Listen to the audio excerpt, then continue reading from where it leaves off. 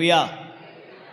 இப்பவும் நாம் கர்த்தருடைய வசனத்துக்கு நேராக சங்கீதம் 21 சங்கீதம் 7வது வசனம் வாசிக்க கேட்போம். ராஜா கர்த்தர் மேல் நம்பிக்கையாய் இருக்கிறார். ராஜா கர்த்தர் மேல் நம்பிக்கையாய் இருக்கிறார். உன்னதமானவருடைய தயவினால் அசைக்கப்படாதிருப்பார். கையை வைத்து ஒரு அல்லேலூயா சொல்லலாமா? சங்கீதத்தில் 150 சங்கீதம் இருக்கிறது. அந்த 150 சங்கீதத்திலையும் அநேக சங்கீதங்களாக அதை வகுத்திருக்கிறார்கள். சாபமிடும் சங்கீதம், ஆசீர்வதிக்கிற சங்கீதம், பாதுகாப்பின் சங்கீதம் அப்படின்னு சொல்லி பல சங்கீதங்களை அவர்கள் பகுத்திருக்கிறார்கள். அதில் சில சங்கீதங்கள் மேசியாவை குறித்த சங்கீதம் என்று இருக்கிறது. ஒரு ஆமென் சொல்லலாமா? மேசியாவை குறித்த சங்கீதம் இது இந்த சங்கீதம் 21 சங்கீதம் ஒரு மேசியாவை குறித்த சங்கீதமாக இருக்கிறது. அதை தாவீது ராஜாவுக்கும் ஒப்பிட்டும் சொல்லுவார்கள். ஒரு அல்லேலூயா சொல்லலாமா? மேசியாவை குறித்த சங்கீதம் என்று சொல்லும்போது 2வது சங்கீதம், 8வது சங்கீதம், 16வது சங்கீதம், 21, 22, 23 ஆகிய இன்னும் ஒரு சில சங்கீதங்கள் இருக்கலாம். ஆண்டவருக்கு மகிமை உண்டாகட்டும். இந்த மேசியாவை குறித்த சங்கீதத்திலே தாவீது ராஜாவை குறித்தும் அதை ஒப்பிட்டு சொல்லலாம் என்று சொன்னேன். அதை 3 பகுதியாக இந்த சங்கீதத்தை பிரிக்க விரும்புகிறேன். 1 7 வசனங்கள் ராஜாவுக்கு தேவனின் தயவு. 2 8 12வது வசனம் ராஜாவின் எதிரிகளுக்கு தேவனின் நியாய தீர்ப்பு. 13வது வசனம் நம்பர் 3 ராஜாவுக்கு மகிழ்ச்சியின் தேவனின் கிரியைகளுக்காக. ராஜாவுக்கு மகிழ்ச்சியின் தேவனின் கிரியைகளுக்காக. இப்போ ராஜாவுடைய துதி, நன்றி இப்படி நம்ம சொல்ல முடியும். அல்லேலூயா. வேத வசனம் சொல்லுது தயவு என்று சொல்லப்பட்டிருக்கிறது. ஆமென் சொல்லுங்க பார்க்கலாம். உன்னதமானவருடைய தயவு. இன்னைக்கு அந்த தயவை குறித்து சில வார்த்தையை மாத்திரம் உங்களோடு நான் பேசுகிறேன். கவனிங்கள். தயவு என்று சொல்லும்போது இரக்கம் என்று அர்த்தம். ஆமென் சொல்லுங்க பார்க்கலாம். இப்போ ஒருத்தர் மேலே நம்ம தயவு காட்டுறோம். அது என்ன? இரக்கம். இரக்கம்னு சொல்லுவாங்க. ஒரு அல்லேலூயா சொல்லுங்க பார்க்கலாம். சில வசனத்தை இந்த இரக்கத்துக்காக பாருங்க. நீதிமொழிகள் 19ஆம் அதிகாரம் 22ஆம் வசனம். நன்மை செய்ய மனுஷன் கொண்டிருக்கும் ஆசையே தயை. கையை வைத்து ஒரு அல்லேலூயா சொல்லுங்க பார்க்கலாம். தயைக்கு ஒரு விளக்கம் கொடுக்கணும் அப்படின்னு சொன்னா என்னவா? நன்மை செய்ய மனுஷன் கொண்டிருக்கும் ஆசையே தயை. ஒரு அல்லேலூயா சொல்லலாமா? ஆனால் உங்கள் மேலேயும் என் மேலேயும் அவர் நன்மை செய்ய காத்திருக்கிறார். உங்களுக்கு எனக்கு நன்மை செய்ய காத்திருக்கிறார். அதுதான் இரக்கம். ஆமென். அல்லேலூயா. அதுக்கு உதாரணம் சொல்லணும்னு சொன்னால் 2 சாமுவேலின் புத்தகம் 9ஆம் அதிகாரம் 1ஆம் வசனத்தை வாசிச்சு பாருங்க. 2 சாமுவேல் 9:1. யோனத்தான் நிமித்தம் என்னால் தயவு பெறத்தக்கவன் எவனாவது சவுலின்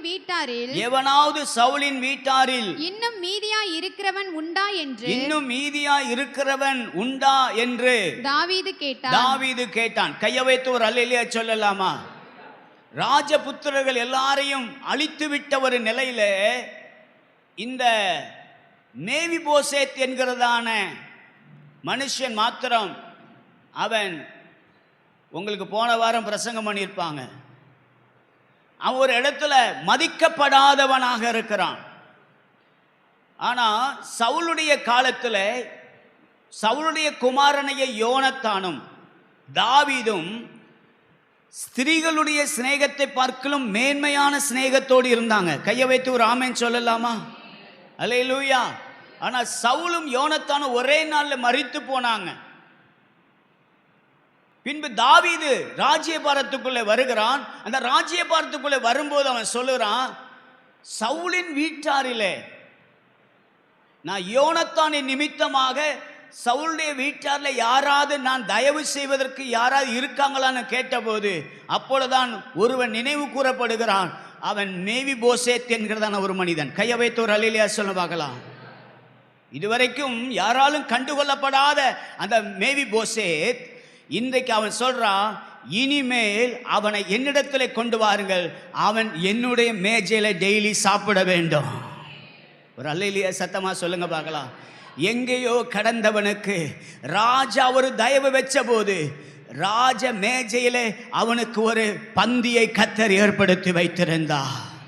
எனக்கு அருமையான கர்த்தருடைய பிள்ளைகளை, இந்த கால வேளையில கர்த்தருடைய சமூகத்துக்கு வந்திருக்கிற கர்த்தருடைய பிள்ளைகளே, உங்களுக்கும் எனக்கும் நமக்கு ராஜாவின் மேஜையில் இருந்ததான அந்த மேஜையில இன்னைக்கு இருக்கோ இல்லையோ, ஆனால் உங்களுக்கு எனக்கும் தேவ சமூகம் என்கிற மேஜை இருக்கிறது.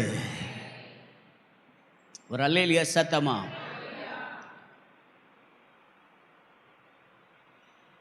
வெளிப்படுத்தின விசேஷத்துல அவர் என்ன சொல்றார் பாருங்களேன். 3ஆம் அதிகாரம் வெளிப்படுத்தல் 3:20 ஒரு வசனத்தை அப்படியே வாசிங்க. இதோ வாசற்படியிலே நின்று தட்டுகிறேன், இதோ வாசற்படியில் நின்று கதவை தட்டுகிறேன். ஒருவன் என் சத்தத்தை கேட்டு, நான் கதவுன்னு போட்டுக்கிட்டேன், ஒருவன் என் சத்தத்தை கேட்டு கதவை திறந்தால் அவனிடத்தில் நான் பிரவேசித்து அவனோடே போஜனம் பண்ணுவேன், அவனும் என்னோடே போஜனம் பண்ணுவான். நல்ல கையை உயர்த்தி ஒரு அல்லேலூயா சொல்லுங்க பார்க்கலாம். நமக்கு போஜனம் கர்த்தர் சொல்ற வார்த்தை. ஆமென். தாவீது ராஜாவா ஆன போது அவனுக்கு தேவனுடைய தயவு அவன் மேல இறங்கி அந்த ராஜா தயவு பாராட்டுறாரு. ஆனா நம்முடைய ஆண்டவர் யார் தெரியுமா? ராஜாதி ராஜாவாக இருக்கிறார். ராஜாதி ராஜாவாக ராஜாக்களை தள்ளி ராஜாக்களை ஏற்படுத்துகிற ராஜாதி ராஜா நம்மேல் தயவு வைக்கிறவராக இருக்கிறார். அது என்னைக்காவது ஒரு நாள் நடக்கும். ஆனால் என் ஆண்டவரை நான் நம்பி இருப்பதனால எனக்கு ஒவ்வொரு நாளும் கர்த்தர் இரக்கத்தை கொடுத்து என்னை நடத்த வல்லமை உள்ளவராக இருக்கிறார். அதான் அங்க பைபிள்ல அழகா சொல்லப்பட்டிருக்க இந்த வருஷம் இந்த மாதத்தின் வாக்குத்தத்தம் இந்த 7வது வசனத்துல, ராஜா கர்த்தர் மேல் நம்பிக்கையாயிருக்கிறார், உன்னதமானுடைய தயவினால் அசைக்கப்படாது. அந்த தயவு அந்த இரக்கம் உங்களை அசைக்காது. ஒரு அல்லேலூயா சத்தமா சொல்லுங்க பார்க்கலாம். அந்த நம்பிக்கை உங்களை அசைக்காது. கர்த்தர் மேல வச்சிருக்கிற நம்பிக்கை உங்களை அசைக்காது. ஆமென் சத்தமா சொல்லுங்க பார்க்கலாம். இந்த நம்பிக்கை என்று சொல்வது ட்ரஸ்ட் என்று சொல்லப்படுது, ஹோப் என்று சொல்லப்படுது, கான்ஃபிடன்ஸ் என்று சொல்லப்படுது, ஃபெய்த் என்று சொல்லப்பட்டிருக்கிறது. ஸோ நம்ம அசைக்கப்படாதிருக்கிறதான அனுபவங்களை தேவன் நமக்கு தர வேண்டும். இந்த உலகத்தில் நம்மை அசைக்கிற அநேக அனுபவங்கள் உண்டு. பிரச்சனை நம்மை அசைக்கிறது, பலவீனம் நம்மை அசைக்கிறது, மனிதர்கள் நம்மை அசைக்க பார்க்கிறார்கள். எல்லாவற்றை காட்டிலும் சில சத்துருக்கள் நம்மை அசைக்க பார்க்கிறார்கள். உன்னை அசைச்சு உன்னை இல்பொருளாய் ஆக்கி விடுவேன் என்று சொல்லுகிறார். நான் சொல்றேன், அவர்கள் என்ன சொன்னாலும் மனிதர்கள் தான். கர்த்தர் இன்னைக்கு காலையில் உங்களை பார்த்து சொல்றார், நீ அசைக்கப்படாதிருப்பா.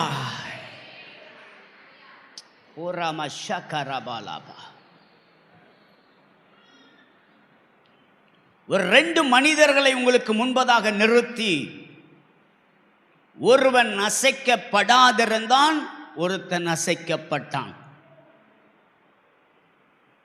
நீங்கள் அசைக்கப்படாதிருக்க என்ன செய்ய வேண்டும் என்று சொல்லி நான் முடிக்க ஆசைப்படுகிறேன். கையை வைத்து ஒரு அல்லேலூயா சொல்லுங்க பார்க்கலாம். அசைக்கப்படாதிருந்ததான ஒரு மனுஷன் தாவீது. கையை வைத்து ஒரு அல்லேலூயா சொல்லுங்க பார்க்கலாம்.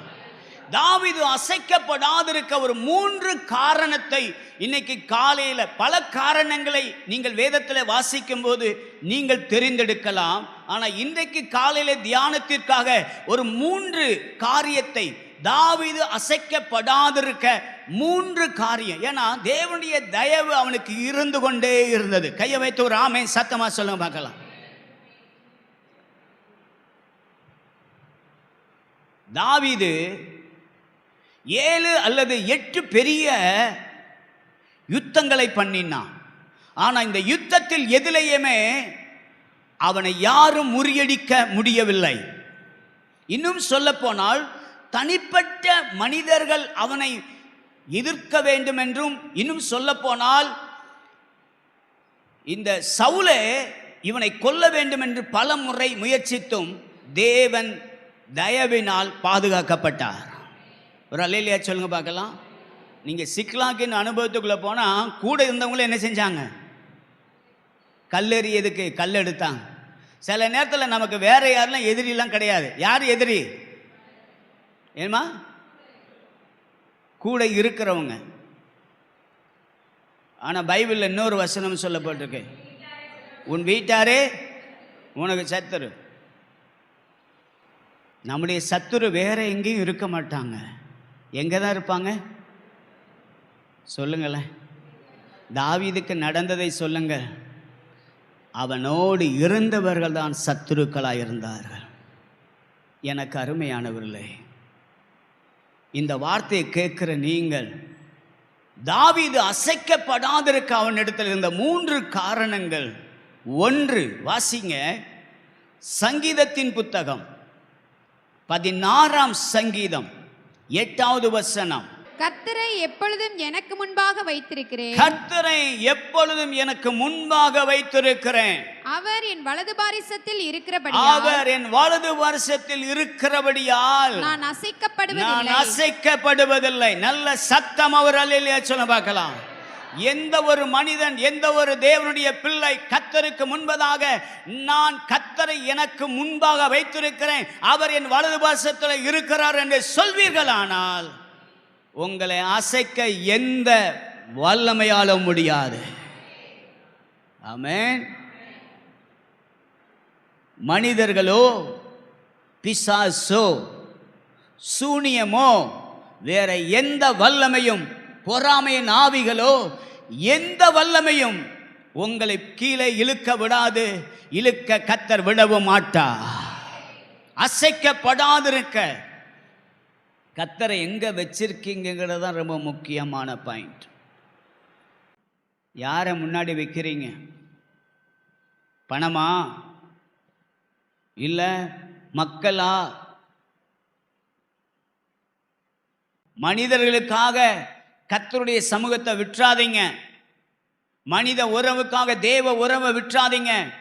வேத வசனம் சொல்லுது, கர்த்தரை எனக்கு முன்பாக வைத்திருக்கிறேன், அவர் என் வலது பாரிசத்தில் இருக்கிறபடி நான் அசைக்கப்படுவதில்லை. கர்த்தரை எனக்கு முன்பதாக வைத்திருக்கிறேன்னு சொன்னா உங்க ஜெப வாழ்க்கை கரெக்டா இருக்கும், உங்க வேத வாசிப்பு கரெக்டா இருக்கும், கர்த்தருடைய ஆலயத்துக்கு வர்றது கரெக்டா இருக்கும், கர்த்தருக்கு கொடுக்கறதுல கரெக்டா இருப்பீங்க. ஆனா நான் சொல்றேன், யாரும் கோபிச்சுக்கலாம் வேண்டாம். செய்யாதவங்க மனசில் அது படுதுன்னு சொன்னால், நீங்கள் கர்த்தரால் உணர்த்துவிக்க போகிறீங்கன்னா அது ஆண்டவருடைய சமூகத்தில் உங்களை உணர்த்துவிக்கிற ஆண்டவருக்கு முன்னாடி உங்களை சரி பண்ணுங்க. ஒரு ஆமென் சத்தமாக சொல்லுங்க பார்க்கலாம்.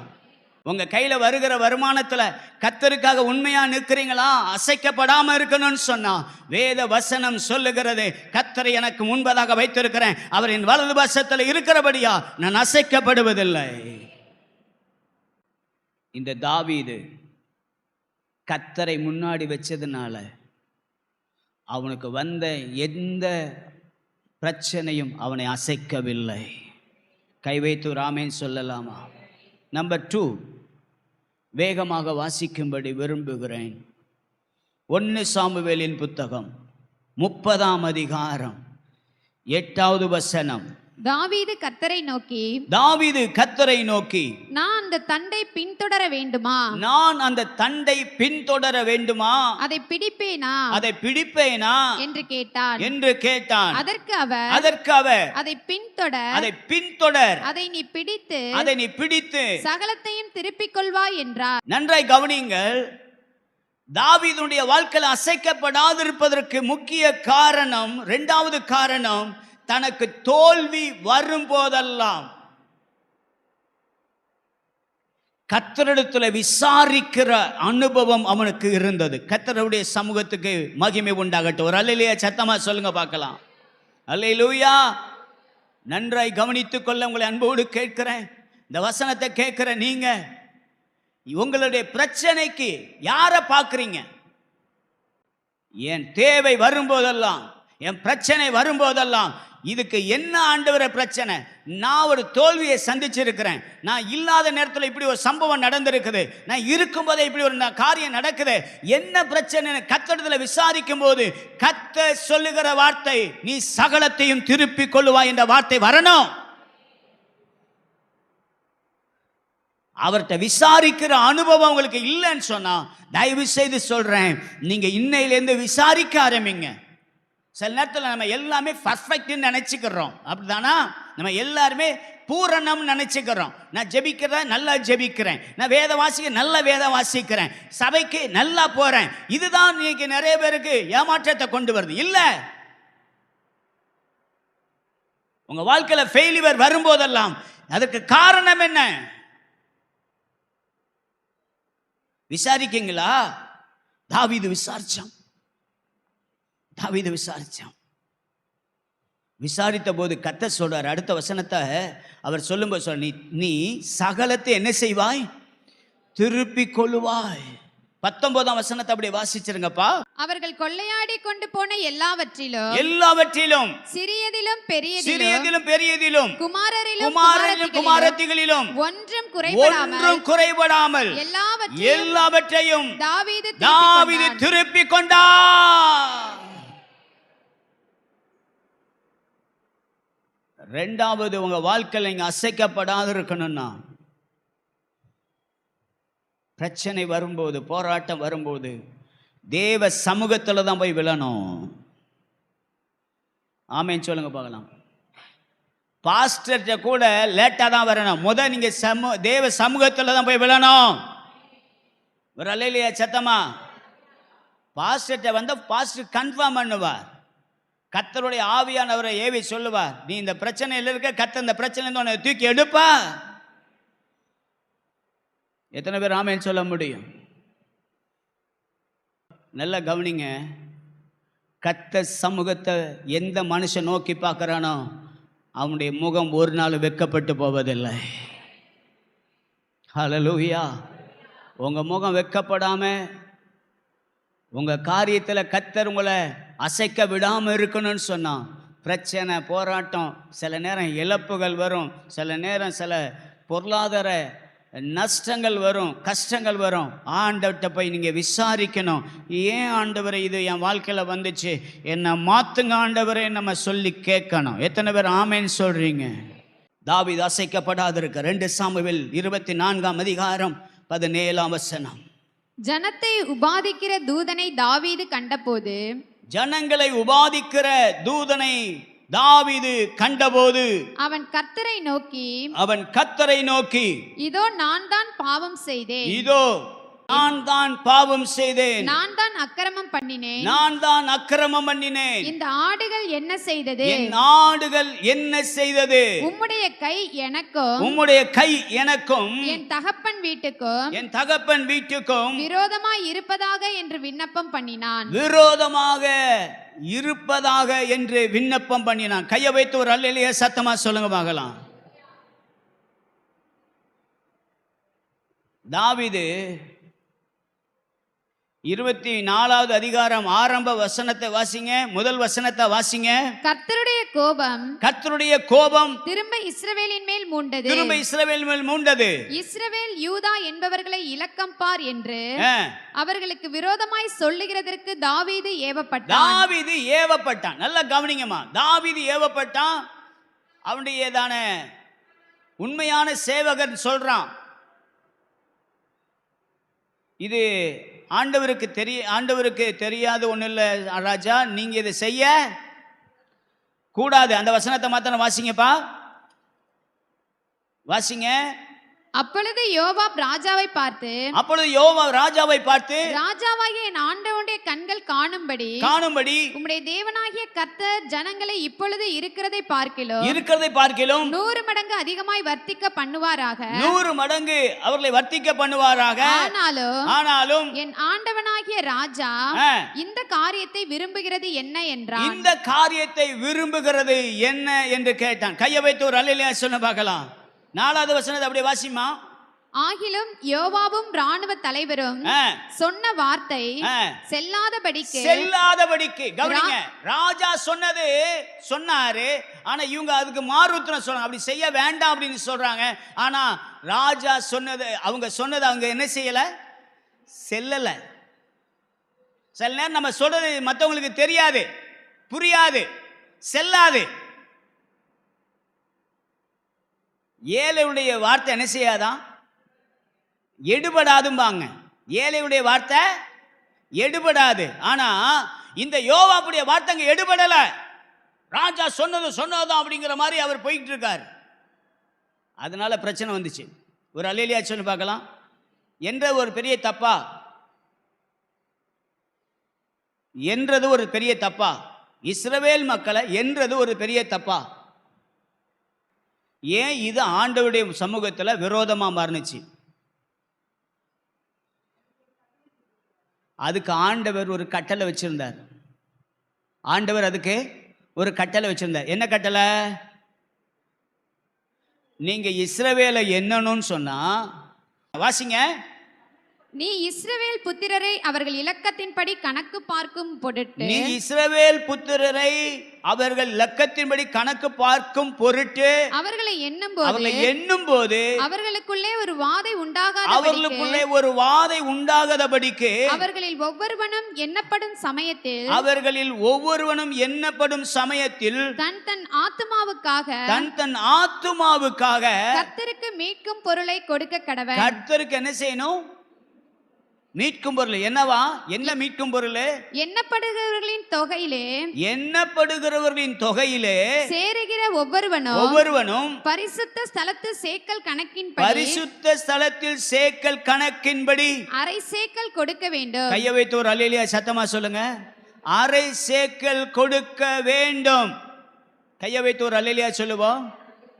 இத தாவீது செய்யாம அதை செய்றார்.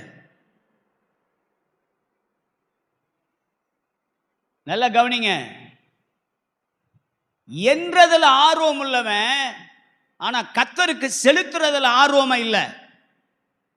சில நேரம் நம்ம வாழ்க்கையில கவனிங்க, நிறைய பேர் இப்போ நம்ம அசைக்கப்படுறதுக்கு காரணம், தேவன் என்ன சொன்னாரோ அந்த நியமத்தின்படி நீங்க எண்ணிட்டீங்கன்னா உங்களுக்கு பிரச்சனை இல்லை. ஒரு அல்லேலூயா சத்தமா சொல்லுங்க. நீங்க அசைக்கப்படாம இருக்கணும் அப்படின்னு சொன்னா உங்க வாழ்க்கையில் நீங்க நல்லா புரிஞ்சுக்கோங்க, கர்த்தர் என்ன நியமனத்தை வச்சிருக்காரோ அதை தான் செய்யணும். எத்தனை பேர் ஆமென் சொல்றீங்க? உடன்படிக்கை பெட்டிய என்ன செய்யணும்? லேவியர்கள் தான் என்ன செய்யணும்? சுமக்கணும். என்கிட்ட மாடு இருக்கு, மாட்டு வண்டி இருக்கு, புது ரதம் இருக்கு, நான் அதுல ஏத்துவேன். ஏத்தாத,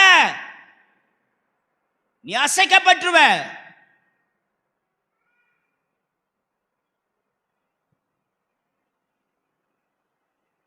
நீங்க அசைக்கப்படாம இருக்கணும்னா தவறு நடக்கும்போது அந்த தாவீது சொல்லும்போது ஒரு வார்த்தை சொல்றான், இதோ நான் தான் பாவம் செய்தேன். என்னைக்கு நீங்க அப்படி ஒத்துக்கிறீங்களோ அன்னைக்கு தாங்க கர்த்தர் உங்க வாழ்க்கையில பெரிய அற்புதத்தை கர்த்தர் செய்வாரு. நம்புறவங்க கர்த்தர் ஆமென் சத்தமா சொல்லுங்க பார்க்கலாம். ஏமா ஒரே ஒரு வார்த்தை சொல்றேன், நீங்க செஞ்சது அவருக்கு தெரியுமா தெரியாதா? என்ன மனசுல நீங்க செஞ்சீங்கிறது தெரியுமா தெரியாதா? அப்போ அவருக்கே நீங்க என்ன செய்றீங்க? இந்த உலகத்தார்கிட்ட மறைக்கிற மாதிரியே மறைச்சிடுறீங்க.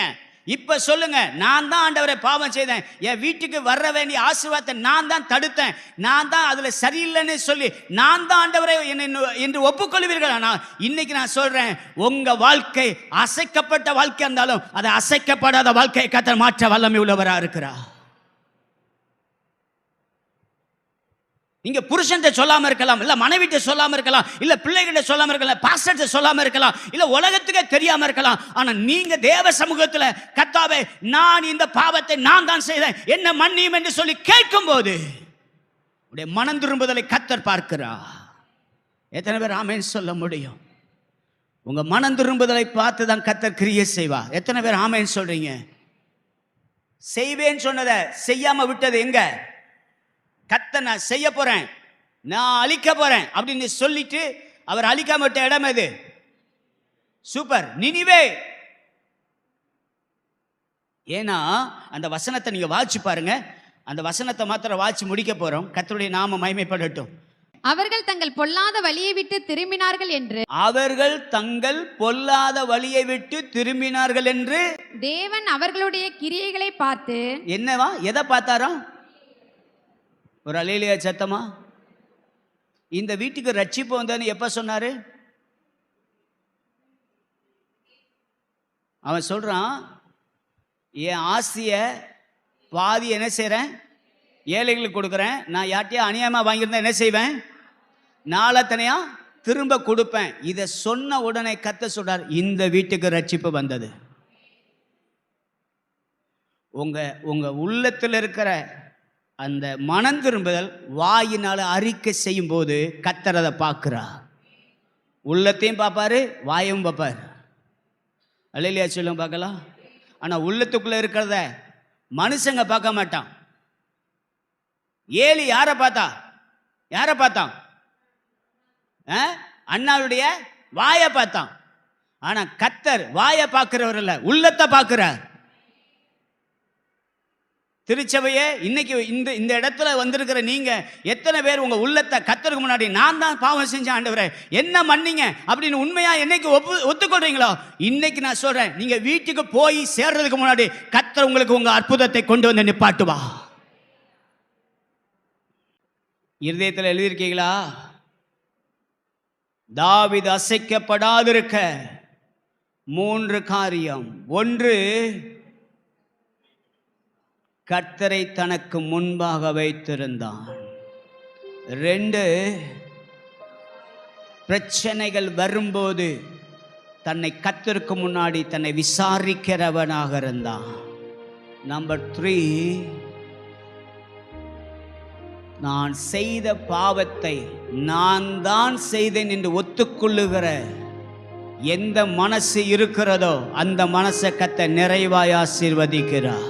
எத்தனை பேர் உண்மையாவே நான் தான் பாவம் செஞ்சேன், என் குடும்ப ஆசீர்வாதத்துக்கு நான் தான் தப்பு பண்ணியிருக்கேன், என் ஆவிக்குரிய ஜீவியத்துக்கு இன்னும் முன்னேறதுக்கு நான் தான் தப்பு பண்ணியிருக்கேன், என் ஆசீர்வாதத்துக்கு இன்னைக்கு என்னை ஒப்பு கொடுக்கிறேன், நான் தான் பாவம் செய்த ஆண்டவரே என்று சொல்லி ஒப்பு கொடுத்த போது வேத வசனம்